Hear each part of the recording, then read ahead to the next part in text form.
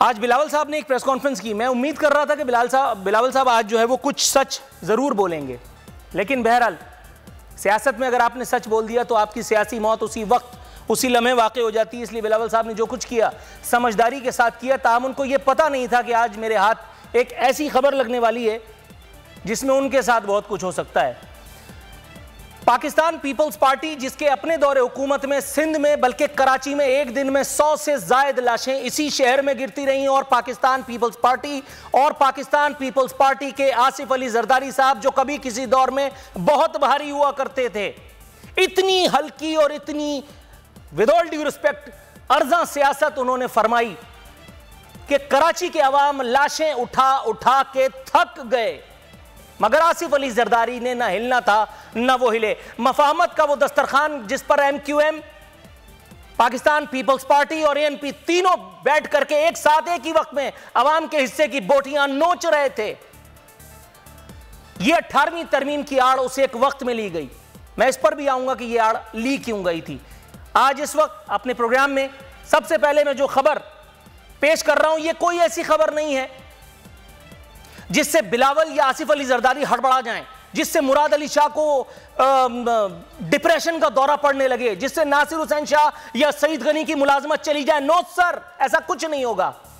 एक गरीब और अपनी जान से गया, वो भी उस सूबे में जिसका वजीर आला एक नजर ना आने वाली बीमारी को फतह करने के लिए तुला है। उसने कहा भूखे मरते हैं तो मर जाएं, अपने घर में सड़ते हैं तो सड़ जाएं, बीमारों को अस्पताल नहीं पहुंचने दूंगा लेकिन तुम्हें कोरोना से बचाऊंगा। हां, इस दौड़ में अगर कोई 4 साला बच्चा वजीर आला का हमजुबान, यह जहन में रखिएगा, यह तासुब नहीं है, यह वो सच है जिसे पाकिस्तान पीपल्स पार्टी का कोई आदमी मेरे सामने बैठ करके कम से कम नहीं जुटला सकता।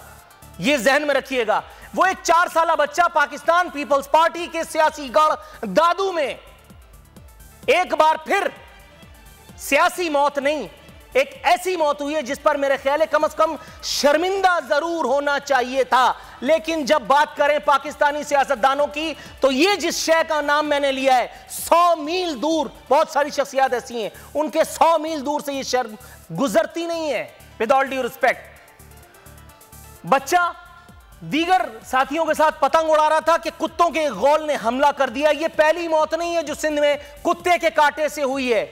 ये पहला बच्चा नहीं है जिसने पाकिस्तान पीपल्स पार्टी की छतरी के नीचे अपनी जान दी है।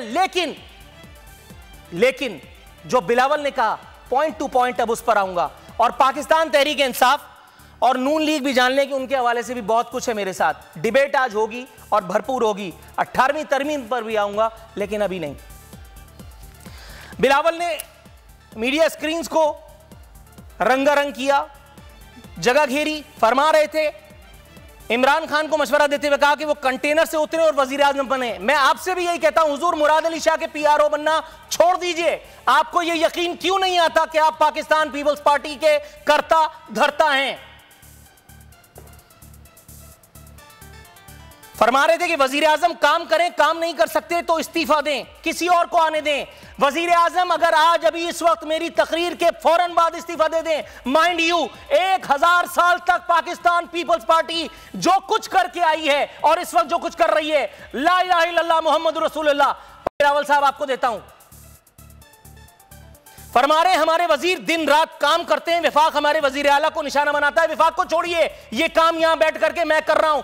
एक अकेला नूरुल आरफीन सिद्दीकी बोल न्यूज प्रोग्राम मेरी जंग, ये काम रोज रात को बैठ के करता है। इसलिए नहीं कि मेरे पीछे कोई हिडन सियासी एजेंडा है, बल्कि इसलिए कि मुझे नजर आ रहा है कि आप जैसे इनकॉम्पिटेंट लोग अगर इतनी ज्यादा फुदक रहे हैं तो इस फुदकन के पीछे भी कुछ ना कुछ गेम है। यह मामला इतना सादा नहीं है। डॉक्टर्स को आगे करके अगर आप मुझे इजराइल अलैहिस्सलाम से डरा रहे हैं तो मैं आपको यह भी बता दूं, इजराइल एक दिन आपके घर का दरवाजा भी खटखटाएंगे। फरमा रहे थे कि कोरोना, वजीर आजम और हुकूमत चाहती है कि कोरोना केसेस को मीडिया में अहमियत न मिले। आप इस बात से भी मुकर नहीं सकते कि आप सिर्फ ये चाहते हैं कि कोरोना केसेस को ही मीडिया में अहमियत मिले ताकि बहुत सारे लोगों का दाल दलिया अच्छा चलता रहे। फरमा रहे थे PPP दौर में सवात ऑपरेशन से लोग मुतासिर हुए, हमने मदद की। ऑन एयर कह रहा हूं कि इससे बड़ा झूठ मैंने अपनी सदी में नहीं सुना, बोला नहीं जा सकता। जिस वक्त स्वात में ऑपरेशन हो रहा था वो अफवाज पाकिस्तान थी, वो उनका दम था कि जिसने स्वात में पाकिस्तान पीपल्स पार्टी का नहीं, पाकिस्तान का परचम लहराया। पाकिस्तान पीपल्स पार्टी का अगर ये काम था तो पाकिस्तान पीपल्स पार्टी ही की हुकूमत थी। जिस वक्त सलाला हमला हुआ, क्या झक मारी थी आपने? ये जनरल अशफाक परवेज कियानी और पाकिस्तान की अफवाज थी जिन्होंने नेटो की सप्लाई बंद करके अमेरिका को घुटने जमीन पर रखने की हिम्मत जुटाई। आप 5 लाख साल में अगर ये कर जाएं तो बड़ी बात है। कह रहे थे कि जो भी बाहर निकले वो फेस मास्क पहने। आपको अंदाजा है कि सिर्फ इसे एक सनत फेस मास्क, बच्चों के पैम्पर बनाने वाले मैं जाती तौर पे जानता हूं इस वक्त सिर्फ एक काम कर रहे हैं, फेस मास्क बना रहे हैं। आपने कुछ और किया या नहीं किया? गरीबों का चूल्हा बुझा करके आपने मास्क की सनत को जिंदगी बख्श दी। सलाम है आपकी सियासत को।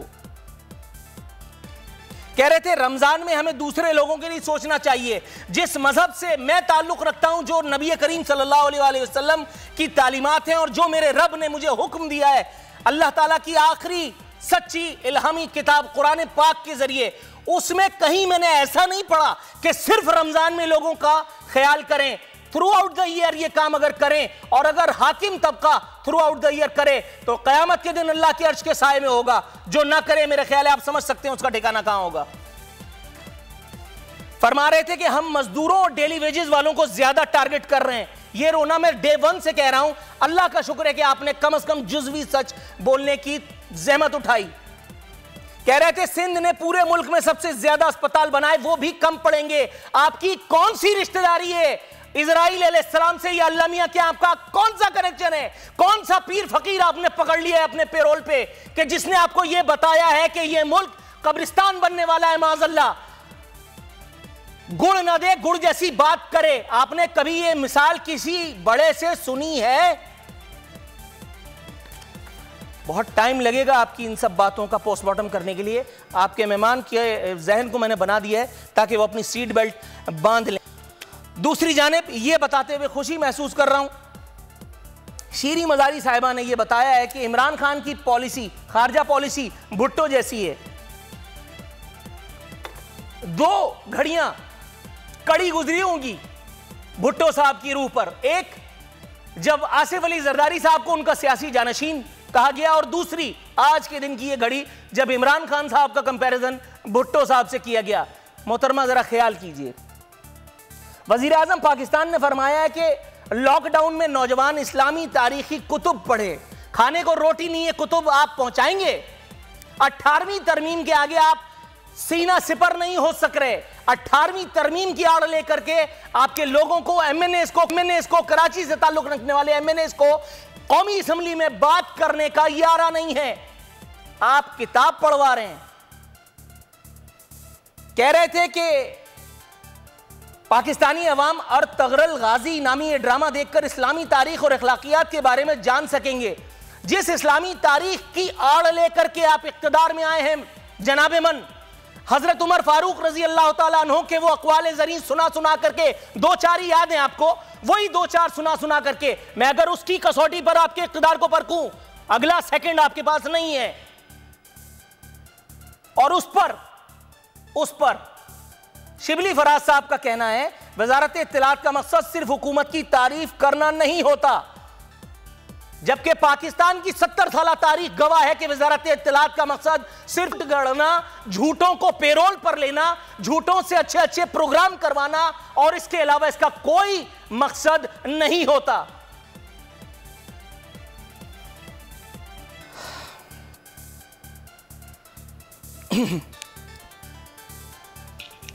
नून लीग मरियम नवाज साहिबा ने बताया कि नवाज शरीफ साहब का इलाज जारी है। किस हकीम से वो ये इलाज करा रहे हैं, होम्योपैथिक है या आयुर्वेदिक है, कौन सा इलाज है, कौन सा हकीम या डॉक्टर ये रिस्क ले रहा है? प्लेटलेट्स कहां पहुंची पाकिस्तान में? वो अल्लाह माफ करे माज़अल्लाह इजराइल अलैहिस्सलाम का साया जो उनके सर पे मंडला रहा था, किस हकीम और डॉक्टर को देख करके उन्होंने उससे नवाज शरीफ साहब की बेल कराई? ये जानेंगे प्रोग्राम में अपने मेहमानों के साथ। लगेगा आपकी इन सब बातों का पोस्टमार्टम करने के लिए। आपके मेहमान के जहन को मैंने बना दिया है ताकि वो अपनी सीट बेल्ट बांध लें। दूसरी जानिब ये बताते हुए खुशी महसूस कर रहा हूं, शीरी मजारी साहिबा ने यह बताया है कि इमरान खान की पॉलिसी, खारजा पॉलिसी भुट्टो जैसी है।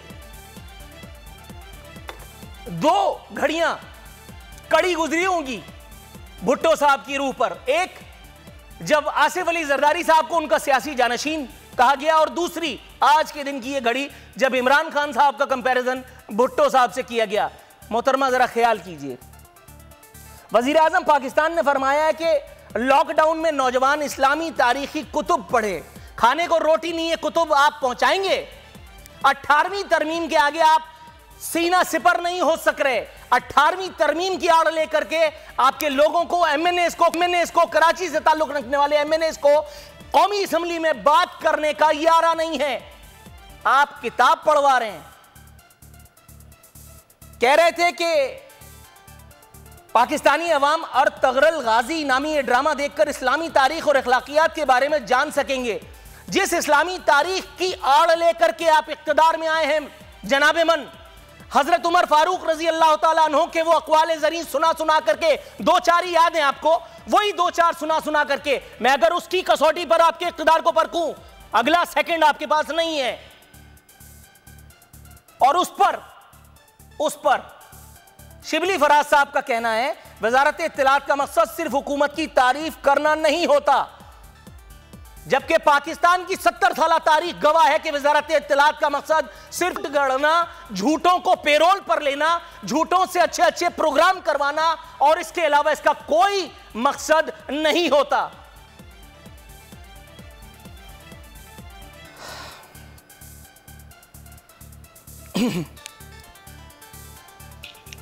नून लीग मरियम नवाज साहिबा ने बताया कि नवाज शरीफ साहब का इलाज जारी है। किस हकीम से वो ये इलाज करा रहे हैं, होम्योपैथिक है या आयुर्वेदिक है, कौन सा इलाज है, कौन सा हकीम या डॉक्टर ये रिस्क ले रहा है, प्लेटलेट्स कहां पहुंची पाकिस्तान में, वो अल्लाह माफ करे माज़अल्लाह इजराइल अलैहिस्सलाम का साया जो उनके सर पे मंडला रहा था, किस हकीम और डॉक्टर को देख करके उन्होंने उससे नवाज शरीफ साहब की बेल कराई, ये जानेंगे प्रोग्राम में अपने मेहमानों के साथ। 6 शहर,